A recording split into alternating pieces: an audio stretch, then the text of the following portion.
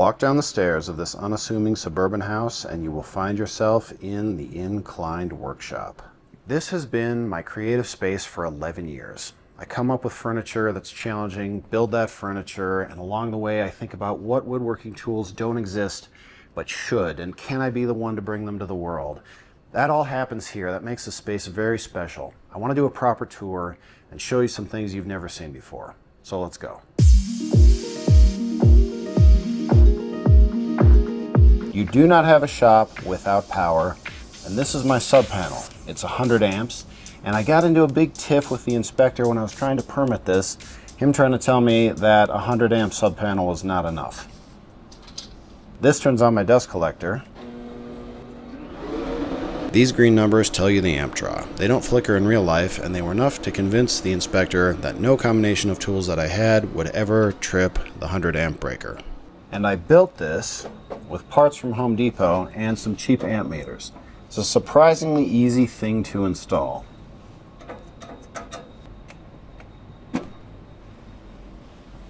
Those amp meters come with these two rings that you just fit around the two main leads coming into the sub panel. That's all they need to tell you the amps that you're pulling. Not too hard to install. Let me get this covered up and we will jump on the tour bus. Alright folks, next stop welding, but if you look to your right you'll see lumber storage. After welding we'll talk about how that is going to get a whole lot better. And speaking of needs improvement, if you glance to your left you will see the drooping column of drill bit storage. We'll be talking about that too.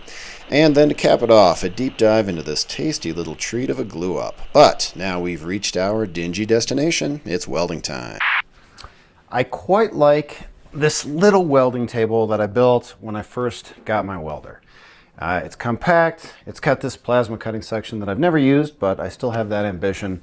It'd be easy to take apart and move if I ever needed to do that. I haven't needed to. I really like this welding workbench, and I really like the concept behind the fans in 2 of 5 windows so that I can just pull dust out of the house really quick. But it cleans the air so much better than an air cleaner, and the actual cost on that air conditioning you're losing it's really not very high. I love clearing out the air this way. It's very effective. Everything else that's in frame right now, I don't like for one reason or another. I shouldn't have put these two tools together. My mag switch drill press that I put on top of this stand because I thought that it was when I was working for Mag Switch, I thought offering a stand that was also turned it into a drill press was a good product. It really didn't make sense for Mag Switch. I'm not going to get into that.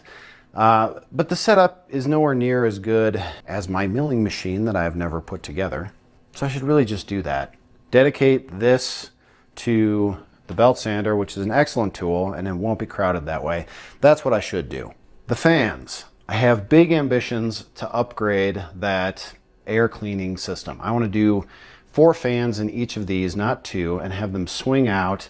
And if I get real crazy, have some kind of a mechanism where I can flip one lever and open all of the 5 windows in the shop at the same time. I already have the fans on a remote so that I can turn them on, but if I could walk down, just go whoop, all windows open, fans on, close them the same way.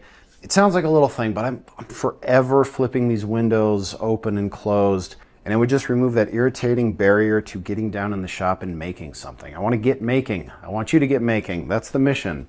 I would have been surprised to hear when I first got the welder 6, 7 years ago, something like that it would still be sitting on these sawhorses all this time later. Welding just hasn't been as high a priority. I don't even know if I want to keep this welder or add to it with some more capability. I'm waiting for the right project, I guess. That project that needs an upgrade of the welder, or maybe in addition to the welder, something that requires TIG that this can't do, something like that, and plasma cutting so that I can build a big storage together and have everything well sorted. Just haven't gotten there yet. That's okay. That's okay. Can't get to everything right away. This, I hate. U-Line's storage is crappy. I haven't gotten around to upgrading it, and I can't tell you why. I'll have to keep that secret for now. This was the state of the shop exactly 10 years ago. I grabbed these clips when I was building the lumber storage area that is the next discussion. I made the frame to fit under this stairway so that the longboards could be stored on the lower sections and shorter ones on top. And I loaded her up with visions of perfect lumber storage forevermore. Partial success. I know it's sloppy, I know that it's overflowing, obviously, but the core concept of using the stairs in this way so that your selection face is all the same, long boards on the bottom, shorter ones on top, that was great. That was really smart. And I will say that when I look for something, I generally find it. I don't spend a lot of time sifting through this. Generally, it's pretty fast. And that's important. But for reasons that I'll explain at the end, this situation is going to get significantly worse, which means the storage has to get significantly better, which means it's got to expand. And to expand, it's got to go this direction. That's the only logical place to take it. And that means that all of this stuff needs to get sorted out. All of this detritus from moving out of my storage room. Other areas of the shop look like this, and I've even got a bunch of stacks in the garage. So I think it's a good thing that all that stuff is in the way of my vision for really good lumber storage, expanded to meet my needs into the future. Maybe that'll motivate me to get to it. All right, the tour guide said that I'd talk about my bit storage. At first glance, it's awful, but then as you get to know it, it gets worse. When I ask myself, why have I tolerated this for so long? The answer I get is that I'm not sure the drill press will always be in this position. Like maybe I'll move it against a wall, and if that's the case, I should get it in that position and then just build wall storage for the bits. For the purpose of this video, I tried to figure out if I could get to, okay, what's the final location, so that I could at least say that, but I'm not confident I've gotten there. There's so much to work out with shop layout. So here's what I'm going to do. I'm not going to do that.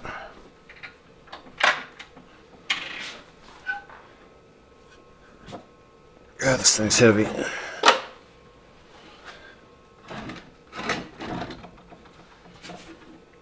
This is dicier than I thought when I conceptualized this little segment. Okay, that's going to have to do. So, now I have room to build good bit storage right here and have it mounted to the drill press.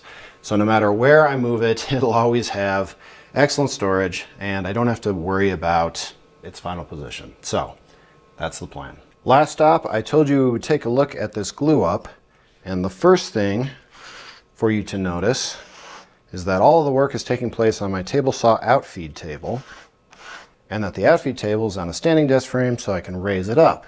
I did a whole build video on this and discussed why I wanted an outfeed table that was on a standing desk, so I won't rehash that now. You can watch it here.